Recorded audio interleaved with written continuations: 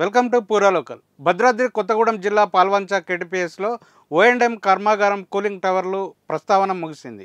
8 cooling టవర్లను అధికారులు కూల్చివేశారు. కాలం చెల్లడంతో 2020 April 11న కర్మాగారం మూతపడింది.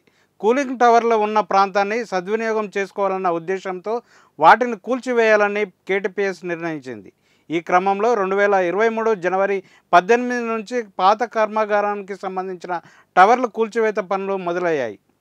రాజస్థాన్లోని జైపూర్కు చెందిన ఓ ప్రైవేటు సంస్థ ఈ ప్రక్రియ చేపట్టింది. ట్రాన్స్కోతో పాటు జిల్లా కలెక్టర్ల అనుమతులు పొందిన అనంతరం కూల్చివేత చేపట్టారు. 30 మంది సిబ్బంది సుమారు నెల రోజుల పాటు సన్నాహాలు చేశారు. మొత్తం 3 దశల్లో కూల్చివేత కొనసాగింది. తొలుత ఏ స్టేషన్లో 102 మీటర్ల ఎత్తు కలిగిన 4 కూలింగ్ టవర్లు కూల్చివేశారు. ఆ తర్వాత 115 మీటర్ల ఎత్తు గల 4 టవర్లను 2 దశల్లో నేలమట్టం చేశారు. ఇంప్లోషన్ అనే పేలుడు పదార్థాన్ని దీనికోసం వినియోగించారు. కూల్చిన కూలింగ్ టవర్ల ప్రాంతాన్ని శుభ్రం చేయనున్నారు. అనంతరం ఆ ప్రదేశాన్ని కేటీపీఎస్కు ఉపయోగపడనుంది.